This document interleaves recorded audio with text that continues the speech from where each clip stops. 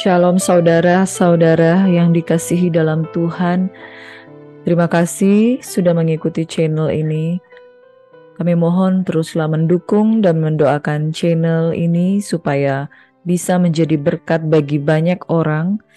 Dan sebelum melanjutkan menonton video ini, jangan lupa menekan tombol like, mengisi kolom komen, dan menekan tanda lonceng atau klik subscribe supaya saudara-saudara dapatkan notifikasi atau tanda pemberitahuan video-video terbaru yang kami upload dari channel ini.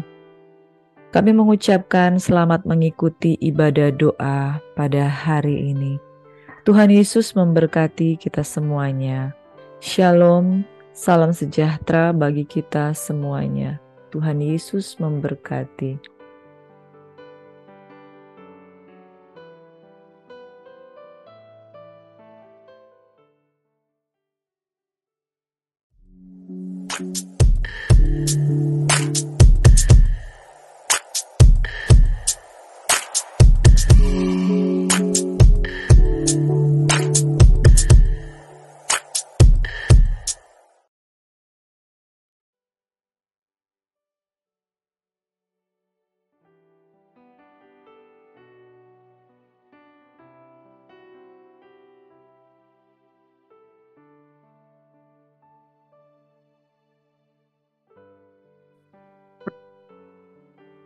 Shalom, selamat pagi Bapak Ibu yang diberkati oleh Tuhan Yesus Kristus.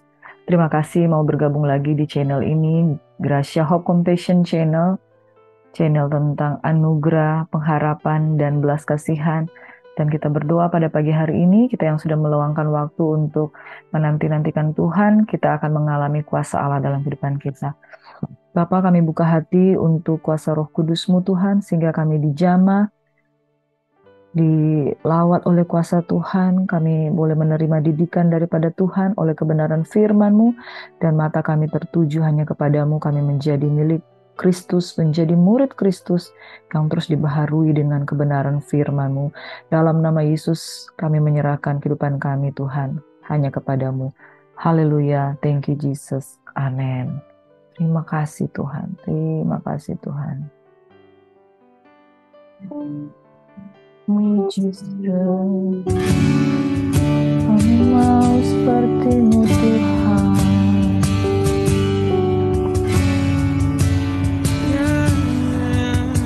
Haleluya, Yesus.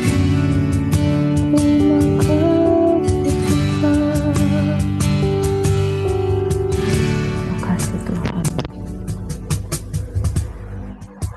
Kekuatan di jiwaku, Oh Jesus, ketenangan di batinku.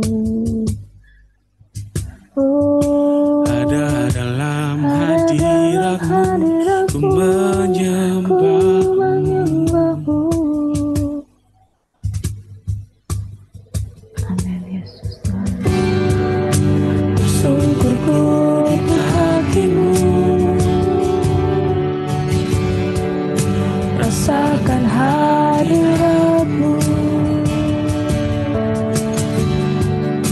takkan ku melepaskan-Mu. Kau cahaya bagiku, mengiringmu seumur hidupku, masuk dalam rencana-Mu Bapa. Pikiranku, kehendakku, ku serahkan padamu. Harapanku hanya di dalam-Mu, ku kan teguh bersama-Mu Tuhan. Jadikanku bejana-Mu untuk kemuliaan-Mu. Oh,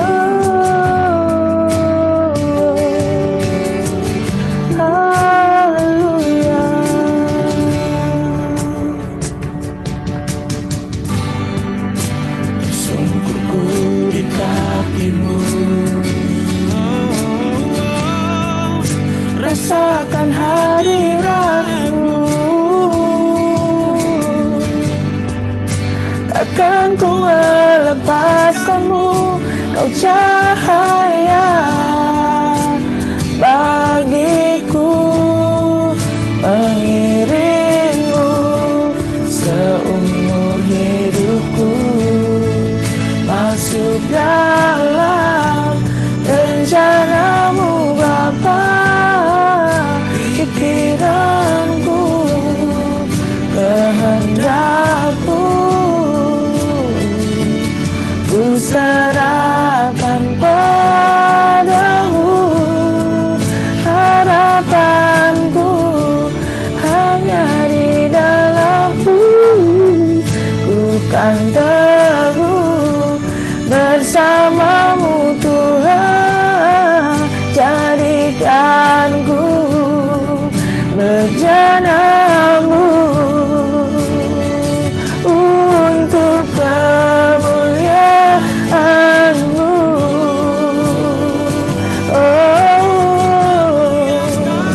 Untuk kemuliaan-Mu Tuhan. Haleluya. Terima kasih Tuhan. Terima kasih Tuhan.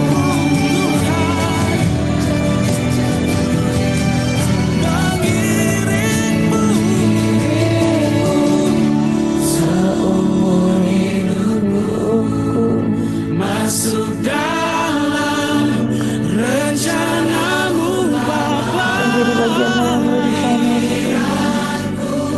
Pikiranku, kehendakku ada di bawah kuasa salib-Mu. Serahkan padamu.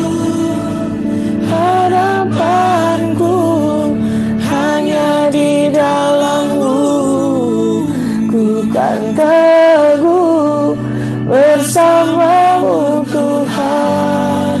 Jadikanku bejana-Mu untuk kemuliaan-Mu seumur hidupku. Masuk dalam Mau masuk di dalamnya, dalam rencana-Mu Tuhan. Pikiranku dan kehendakku Tuhan, ku serahkan padamu. Harapanku hanya di dalam-Mu, ku kan teguh bersama-Mu Tuhan. Ya Rabbatakala ya Rabbalaba ya Rabbashika Rabbatakala.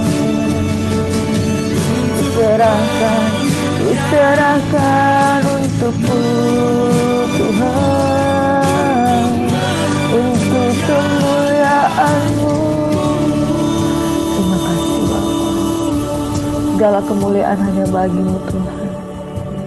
Kau yang layak menerima segala pujian, hormat, kemuliaan, keagungan, dan kejayaan. Dari selama-lamanya sampai selama-lamanya, terpuji-pujilah nama Yesus. Kami bersyukur, kami terima berkat urapan anugerah yang daripada-Mu Tuhan. Dalam nama Tuhan Yesus kami berdoa dan mengucap syukur. Haleluya, amin. Thank you Jesus. Shalom sekali lagi. Selamat pagi kekasih-kekasih Tuhan yang diberkati oleh Tuhan kita Yesus Kristus. Pagi hari ini kita sungguh bersyukur karena tanpa Tuhan dan tanpa kekuatan Tuhan, hadiratnya itu, kita tidak bisa berbuat apa-apa. Saudara yang diberkati oleh Tuhan kita Yesus Kristus, semangat untuk mengasihi dan melayani Tuhan harus menjadi semangat kita semua untuk menjadi seperti apa yang Tuhan mau. Amin. Dan sekali lagi pada minggu ini masih lagi kita merenungkan tema firman Tuhan yang berkata batu karang yang teguh. Kenapa kita harus mengulang satu pernyataan firman Tuhan? Sebab ketika kita mengulang firman Tuhan itu menjadi suatu rema yang menguasai kehidupan kita.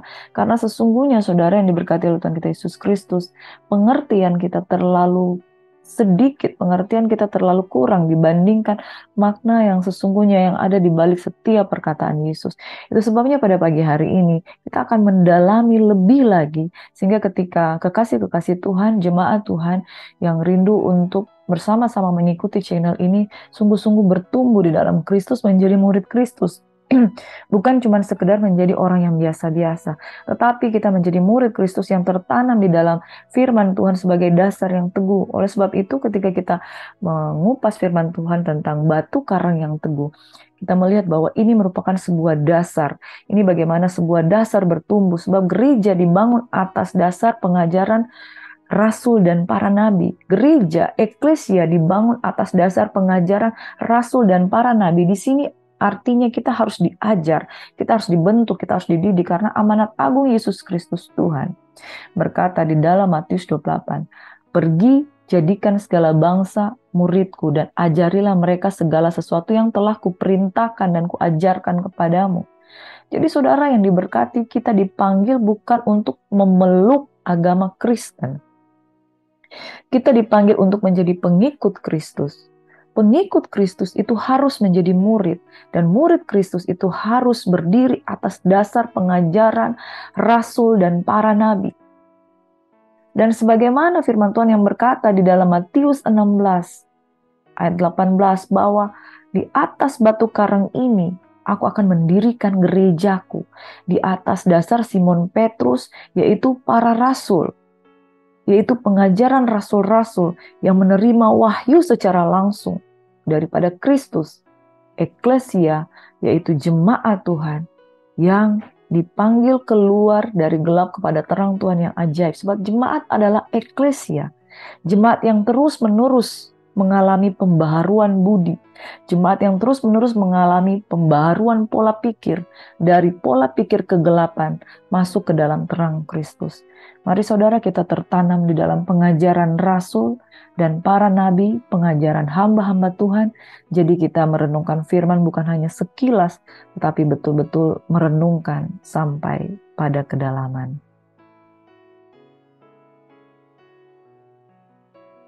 Dengan tema batu karang yang teguh dan subtema tanda milik Yesus, kita akan kembali mengupas di dalam Matius 16, dikhususkan di ayat 24 hingga ayat 25, dan Galatia 6 ya saudara. Oleh sebab itu mari kita sama-sama membaca firman Tuhan. Di dalam Matius 16 ayat 13-20 ini tentang bagaimana Simon bin Yunus, sebab bukan manusia yang menyatakan itu kepadamu, melainkan Bapakku yang di sorga. Dan aku pun berkata kepadamu, engkau adalah Petrus, dan di atas batu karang ini aku akan mendirikan jemaatku, dan alam maut tidak akan menguasainya. Kepadamu akan kuberikan kunci kerajaan sorga. Apa yang kau ikat di dunia ini dan terikat di sorga, dan apa yang kau lepaskan di dunia ini akan terlepas di sorga. Bapak, Ibu, Saudara yang diberkati oleh Tuhan kita Yesus Kristus, Simon bin Yunus, seorang yang mendapat penyataan tentang Tuhan, bahwa dia adalah Petrus yang menyatakan Yesus adalah Mesias. Selanjutnya Tuhan berkata, engkau adalah Petrus. Artinya apa? Orang yang bersama-sama dengan Yesus, yang teguh berdiri di atas dasar Yesus Kristus karena dia menerima sesuatu dari Tuhan. Jadi seseorang yang menerima sesuatu dari Tuhan, itulah utusan Tuhan, yang dengan orang-orang yang seperti ini, yaitu para rasul, para nabi, tentunya Yesus yang akan segera kembali ke surga. Dia akan berdiri di sebelah kanan Allah Bapa. Dia tentu akan menyerahkan kepada orang yang tepat, yaitu orang-orang yang menerima penyataan kuasa dari Tuhan. Orang-orang yang mengerti tentang siapa Kristus, dan orang-orang yang mengerti kehendak Kristus, firman Kristus, orang-orang yang mengerti bahwa Yesus adalah Mesias. Dan Yesus berkata, engkau adalah Petrus, dan di atas batu karang ini, di atas pengajaran para rasul, para nabi, orang-orang yang menerima suara Tuhan, orang-orang yang mengerti kehendak Tuhan, orang-orang yang mengerti panggilan Tuhan, di atas dasar Petrus, orang-orang yang hidup untuk Tuhan, orang-orang yang memiliki tanda-tanda milik Yesus, orang yang memikul salib di atas pribadi-pribadi seperti ini, hamba-hamba yang seperti ini. Di sanalah Tuhan akan mendirikan jemaatnya. Jadi saudara, standar bagaimana batu karang yang teguh adalah orang-orang yang dipakai oleh Tuhan yang menjadikan Kristus sebagai dasar. Orang-orang yang menerima suara Tuhan, orang-orang yang mendirikan jemaat di atas dasar pengajaran Kristus. Dan kepada mereka akan diberikan kunci kerajaan sorga. Kemarin kita sudah baca Matius 16 ayat 21 sampai 23 tentang pelajaran menghadapi penolakan, dasar yang kuat untuk kita bisa memberitakan Injil, memberitakan pengajaran Kristus kepada jemaat yang dibangun di atas dasar batu karang, yaitu kita harus berani menghadapi penolakan ya dengan cara daripada Tuhan. Dalam Matius 16 ayat 24 sampai ayat 28, garis bawahi ayat 24 sampai 25. Lalu Yesus berkata kepada murid-muridnya, setiap orang yang mau mengikut aku, ia harus menyangkal dirinya, memikul salibnya dan mengikut aku. Karena barang siapa mau menyelamatkan nyawanya, ia akan kehilangan nyawanya. Tetapi barang siapa kehilangan nyawanya karena aku, ia akan memperolehnya. Apakah gunanya seorang memperoleh seluruh dunia tetapi kehilangan nyawanya? Dan apakah yang dapat diberikannya sebagai ganti nyawanya? Sebab anak manusia akan datang dalam kemuliaan Bapanya, diiringi malaikat-malaikatnya. Pada waktu itu ia akan membalas setiap orang menurut perbuatannya. Aku berkata kepadamu, sesungguhnya di antara orang yang hadir di sini ada yang tidak akan mati sebelum mereka melihat anak manusia datang sebagai raja dalam kerajaannya. Setiap orang yang mau mengikut Yesus harus menyangkal diri dan memikul salib dan mengikut aku. Jadi firman Tuhan di dalam Matius 16 ini ketika Tuhan mengawali dengan bertanya, menurutmu siapakah aku ini? Oh, engkau adalah Mesias, menurut Simon Petrus. Benar yang kau katakan itu karena bukan dari manusia engkau mendengarnya, tapi dari penyataan Tuhan. Dan Tuhan berkata, engkau akan menjadi batu karang yang teguh.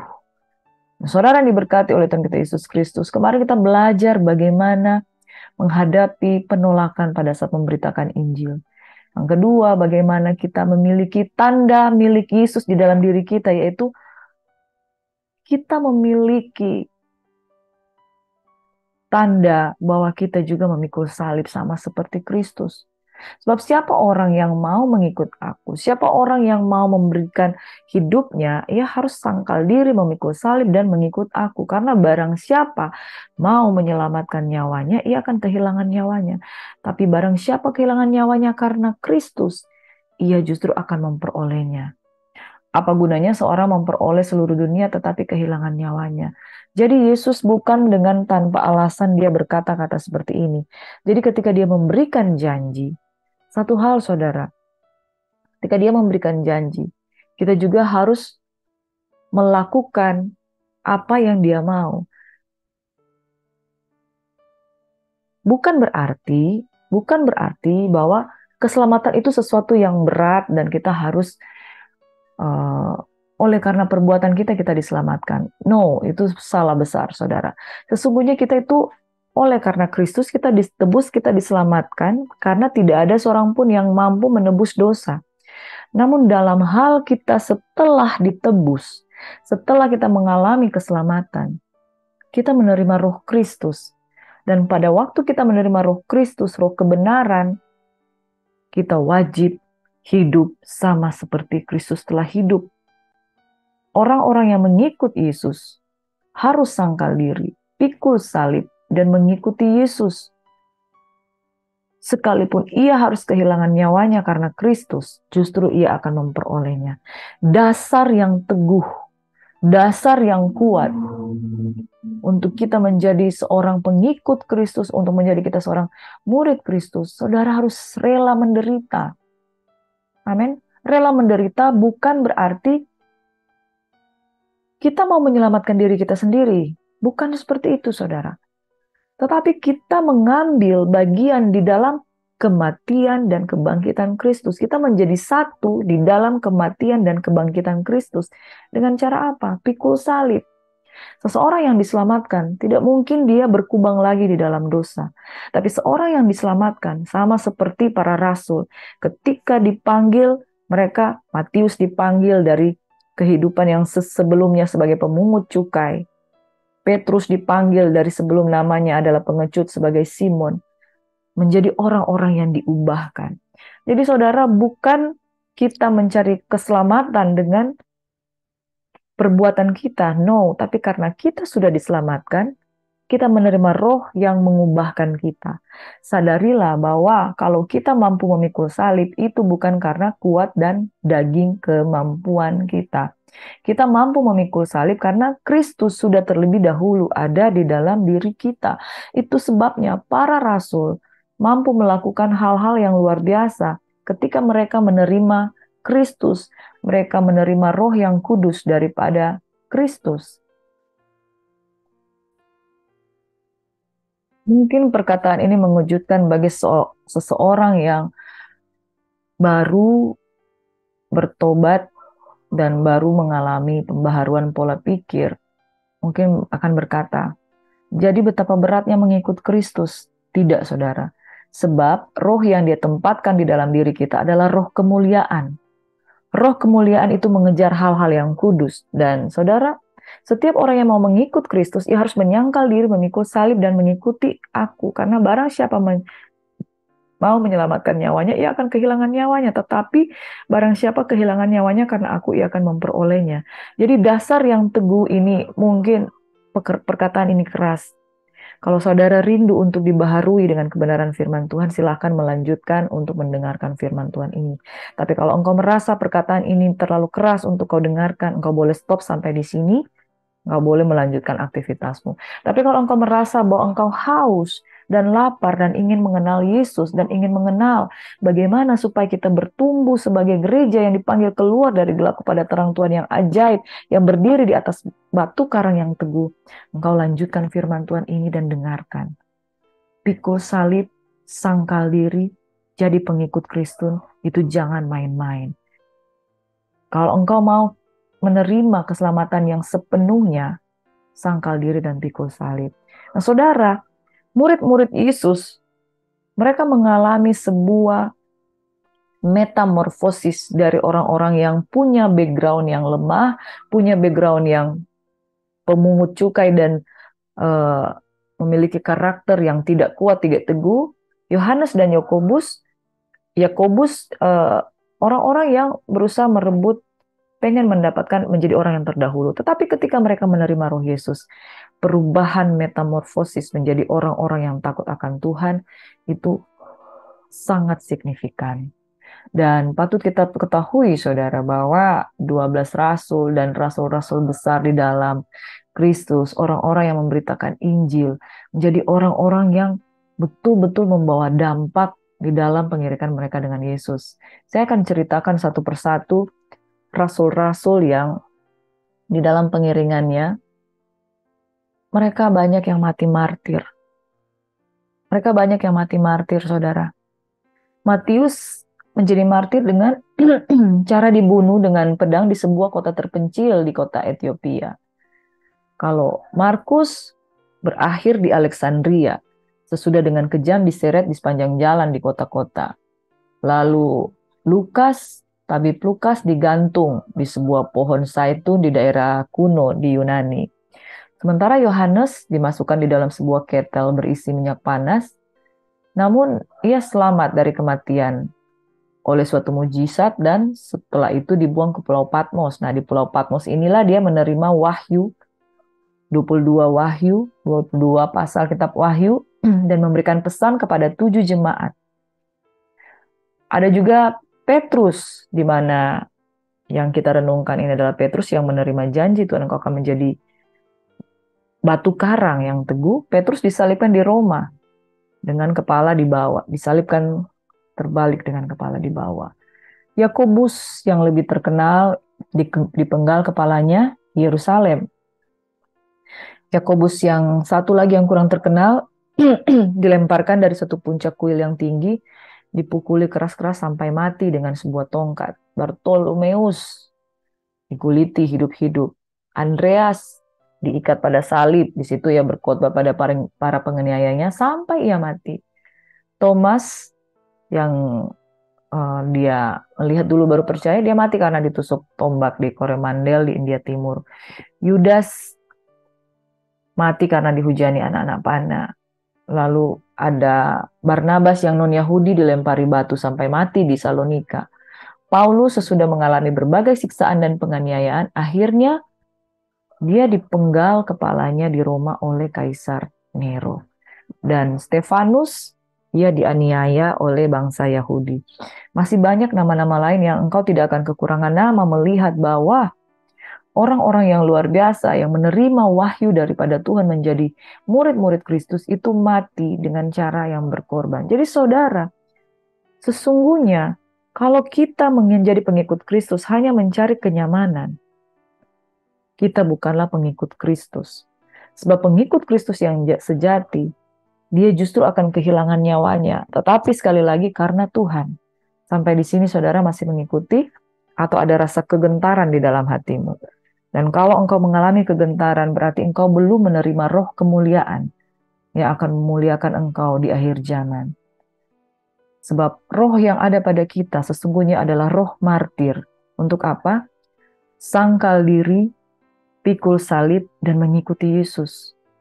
Proses seseorang untuk menjadi kuat di dalam Yesus adalah orang-orang yang mau menyangkal dirinya, meninggalkan hal-hal yang tidak berkenan di hadapan Tuhan. Sampai sejauh ini kalau saudara masih mengikuti, saya berdoa bahwa kita menjadi jemaat yang kuat dan teguh di dalam Tuhan. Seorang yang bernama J. Wesley Briel, dia seorang teolog, dia menulis sebuah buku. Selama beberapa tahun dia menyusun buku itu dengan filosofi-filosofi Kristen. Dia berkata seperti ini, orang Kristen yang paling kuat ialah orang Kristen yang mengerti dan memegang asas pengajaran yang benar. Bila seseorang mau diselamatkan, ia harus menyadari bahwa ia adalah seorang yang berdosa dan memerlukan seorang juru selamat. Mengerti bahwa kita seorang berdosa memerlukan juru selamat, kita akan menerima pengajaran-pengajaran yang murni yang daripada Kristus. Saudara, kita akan baca bahwa yang pertama pikul salib, kita harus memiliki tanda milik Yesus. Tema firman Tuhan pada pagi hari ini saya memberikan subtema tanda milik Yesus. Kalau kita sungguh-sungguh menjadi milik Yesus, kita betul-betul gereja itu yang dipanggil keluar dari gelap kepada terang Tuhan yang ajaib. Artinya kita rela meninggalkan kegelapan. Dan tanda ini akan menyertai orang percaya, yaitu tanda-tanda orang yang lahir baru. Tanda-tanda orang yang seperti Paulus berkata 40 kurang 1 saya disesa, ya. Saya di 40 kurang 1 pukulan, 5 kali disesa orang Yahudi. Dan saudara, Paulus berkata, aku seperti orang gila, aku telah berjerih payah, aku telah berjerih lelah, lebih sering dalam penjara, didera di luar batas, kerap kali dalam bahaya maut. Ya, 5 kali disesa orang Yahudi, setiap kali 40 kurang 1 pukulan. 3 kali aku didera, 1 kali aku dilempari dengan batu, 3 kali mengalami karam kapal, sehari semalam aku terkatung-katung di tengah laut. Dalam perjalanan Paulus, dia sering kali diancam bahaya banjir, bahaya penyamun, bahaya dari pihak orang-orang Yahudi, dan dari pihak orang-orang bukan Yahudi, bahaya di kota, bahaya di padang gurun, bahaya di tengah laut, dan bahaya dari pihak saudara-saudara palsu. Aku banyak berjerih lelah dan bekerja berat. Kerap kali Paulus katakan dia tidak tidur, dia lapar, dahaga, kerap kali berpuasa terpaksa, kedinginan dan tanpa pakaian dan dengan tidak menyebutkan hal lain, yaitu dia tetap mengurus urusan-urusan jemaat. Galatia 6 ayat 14 hingga ayat 17 berkata, tetapi aku sekali-kali tidak mau bermegah selain dalam salib Tuhan kita Yesus Kristus, sebab olehnya dunia telah disalibkan bagiku, dan aku bagi dunia. Sebab bersunat atau tidak bersunat tidak ada artinya, tetapi menjadi ciptaan baru itulah yang ada artinya. Dan semua orang yang memberi dirinya dipimpin oleh patokan ini, turunlah kiranya damai sejahtera dan rahmat atas mereka dan atas Israel milik Allah. Selanjutnya, janganlah ada orang yang menyusahkan aku, karena pada tubuhku ada tanda-tanda milik Yesus. Pikul salib membuat kita memiliki tanda milik Yesus. Saudara, tidak usah panjang lebar karena di dalam firman Tuhan tadi yang saya sudah bacakan tentang tanda milik Yesus di dalam diri Paulus itu sangat banyak. Seringkali dia dicecar sehingga dia dimaki oleh karena iman, oleh karena pemberitaan Injil. Jadi kalau hari-hari ini engkau dicecar oleh karena kesalahanmu sendiri, saudara, engkau harus kuat. Mengapa? Karena mungkin engkau mengalami goncangan karena kesalahan sendiri. Tapi kalau engkau mengalami goncangan karena pemberitaan Injil, berarti di dalammu sungguh sudah ada tanda milik Kristus. Jadi kalau kita mau berdiri atas dasar batu karang yang teguh, kenapa banyak sekarang hari-hari ini orang Kristen yang mudah goyah? Karena mereka pertama tidak mau mengalami aniaya dalam iman. Yang kedua, mereka salah mengerti bahwa kenyamanan itu adalah ketika kita segala sesuatu itu baik-baik saja. Kesalahan yang ketiga, bahwa ketika kita mengalami ujian di dalam pengiringan kepada Tuhan, kita merasa bahwa kita itu seorang yang gagal. Ini hal yang salah besar, paradigma yang salah. Itu sebabnya jemaat Tuhan yang berdiri dengan teguh, jemaat yang memiliki tanda-tanda milik Yesus, orang-orang yang menerima aniaya di dalam segala pengiringannya kepada Kristus. Contoh di dalam kehidupan sehari-hari, engkau beribadah dengan sungguh-sungguh itu saja ada pengorbanan, saudara. Engkau mau berdoa dengan sungguh-sungguh, pagi-pagi benar engkau harus bangun mesbah, itu pengorbanan, saudara. Tapi belum sampai mencucurkan darah. Rasul-rasul Yesus Kristus itu sampai mencucurkan darah untuk menunjukkan sikap iman kepada mereka. Itu sebabnya di dalam kitab Wahyu firman Tuhan berkata kepada Yohanes di Pulau Patmos, barang siapa bertelinga hendaklah ia mendengar apa yang dikatakan para rasul. Selanjutnya, jangan ada orang yang menyusahkan aku karena pada tubuhku adalah ada tanda-tanda milik Yesus. Saudara, miliki tanda-tanda milik Yesus, yaitu ketika engkau setia berjalan dengan Tuhan, engkau akan menerimanya. 1 Yohanes 2 ayat 6, barang siapa menyatakan bahwa ia ada di dalam Kristus, ia ada di dalam dia, ia wajib hidup sama seperti Kristus telah hidup. Yesus telah menderita aniaya untuk mempertahankan iman, mempertahankan kebenaran, mempertahankan Injil kebenaran. Tanda-tanda milik Yesus ada di dalam diri orang yang berjuang seperti Yesus untuk mempertahankan iman dan wajib hidup sama seperti Kristus hidup. Yaitu selama dia ada di dunia ini, dia mengutamakan kepentingan Bapa. Sebab itu dikatakan Yohanes 4 ayat 34. Makananku adalah melakukan kehendak Allah dan menyelesaikannya. Barang siapa bahwa ia ada di dalam Kristus, ia wajib hidup sama seperti Kristus telah hidup. Roma 8 ayat 1 berkata, demikian sekarang tidak ada lagi penghukuman bagi mereka yang ada di dalam Kristus. Tidak ada lagi penghakiman bagi mereka yang ada di dalam Kristus. Yaitu di dalam Kristus. Orang yang hidup dalam Kristus itu wajib hidup sama seperti Kristus.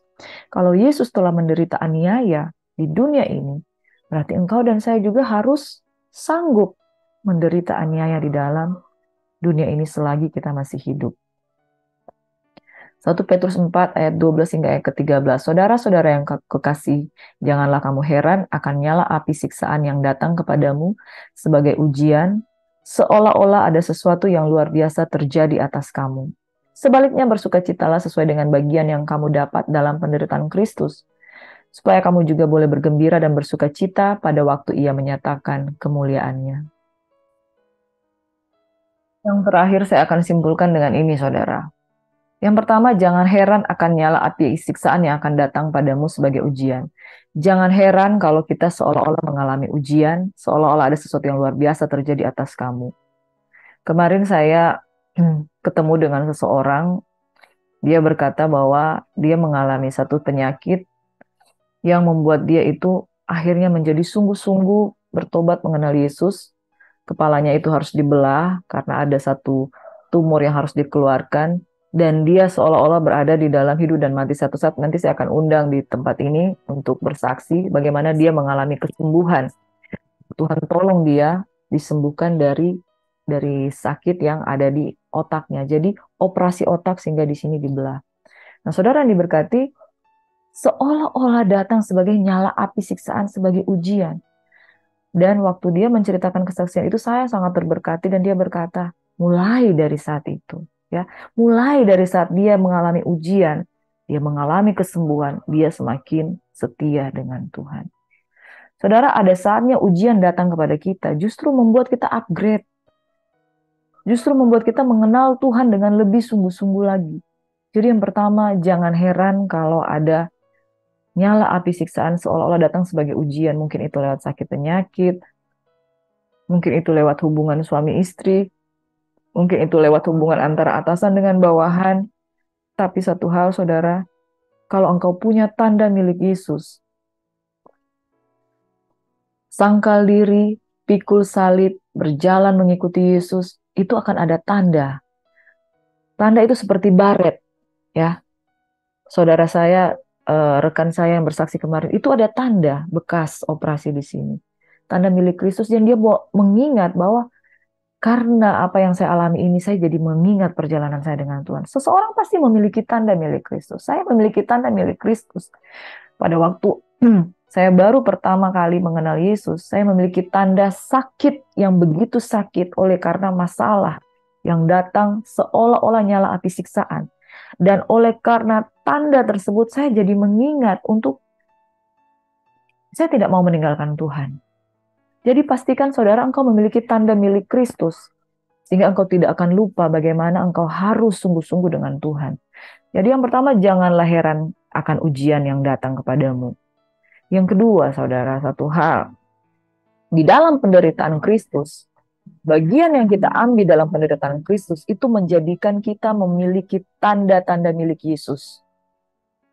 Kalau kita tidak memiliki tanda-tanda milik Yesus, tidak pernah sangkal diri, tidak pernah pikul salib, tidak pernah merasa harus berkorban meninggalkan dosa, tidak pernah harus merasa berkorban meninggalkan kesukaan dan kesenanganmu. Engkau harus menerima hal-hal yang menurutmu berat untuk engkau terima. Saudara, yang kedua, kita harus memiliki tanda milik Kristus, yaitu berada di dalam penderitaan Kristus. Sebagaimana Yesus telah sangkal dirinya, dia berkata, Bapa, jikalau boleh cawan ini berlalu daripadaku, tapi biarlah kehendakmu yang jadi, bukan kehendakku. Kalau engkau belum mengalami momen seperti itu, saudara, diperhadapkan dengan sebuah pilihan, dan kemudian engkau memilih Tuhan sekalipun engkau dikorbankan, engkau belum memiliki tanda milik Yesus. Engkau sudah memiliki tanda milik Yesus kalau engkau sudah mengambil bagian di dalam penderitaan Kristus sebagaimana di Taman Getsemani. Tidak ada kekristenan yang kuat tanpa mengambil bagian di dalam tanda milik Kristus. Saya ulangi. Tidak ada kekristenan yang kuat tanpa mengambil bagian di dalam penderitaan Kristus seperti yang Tuhan alami. Itu sebabnya batu karang yang teguh hanya akan diterima, hanya akan dialami oleh orang-orang yang mengambil bagian dalam penderitaan Kristus. Orang-orang yang padanya terdapat tanda milik Kristus. Yang ketiga, saudara, bersukacitalah. Pada saat engkau memiliki tanda milik Kristus, kamu juga boleh bergembira dan bersukacita pada waktu Ia menyatakan kemuliaannya. Jangan mencari senang yang ada di dunia, tapi carilah kesenangan yang engkau akan terima pada waktu Ia menyatakan kemuliaannya. Amin. Tuhan Yesus kiranya memberkati kita semua, saudara-saudaraku yang diberkati oleh Tuhan kita Yesus Kristus. Sebab kepadamu yang menerima tanda milik Kristus, engkau akan melihat bahwa sesungguhnya engkau adalah orang-orang yang mengalami penderitaan Kristus, yang satu saat nanti engkau akan menerima mahkota kemuliaan seperti yang Tuhan kehendaki. Mari satu dalam doa. Janganlah heran terhadap ujian yang terhadap nyala api seperti ujian yang begitu berat dalam kehidupanmu. Tapi sebaliknya bertekunlah di dalam ujian tersebut. Dan kalau kita sudah mengalami penderitaan badani, berarti kita memiliki tanda-tanda milik Kristus. Kita sangkal diri, apapun orang mau bilang, kita tetap fokus pada Tuhan, memberitakan Injil dengan mengutamakan Tuhan. Ya Rabbi, 1 menit kita merenungkan. Kebaikan Tuhan ada untuk kita. Tuhan kita, Yesus Kristus adalah Tuhan yang setia. Tuhan memberkati dan melindungi engkau. Tuhan menyinari engkau dengan wajahnya, memberikan engkau kasih karunia. Jangan heran terhadap nyala api siksaan seolah-olah sesuatu ujian yang besar terjadi di dalam kehidupanmu, tetapi bersyukurlah sebab kehidupan di dunia ini adalah kehidupan yang sementara. Barang siapa mempertahankan nyawanya, ia akan kehilangan nyawanya. Tetapi barang siapa kehilangan nyawanya karena Kristus, ia akan memperolehnya. Dan anak manusia akan menyatakan kemuliaannya di tengah-tengah kita. Sebagaimana Stefanus ketika dia mati secara martir, maka Yesus berdiri di sebelah kanan Allah Bapa memberikan penghormatan kepada Stefanus. Mari kekasih-kekasih Tuhan yang berbeban berat, yang sakit, yang bergumul dengan penyakitnya, pandang wajah Yesus.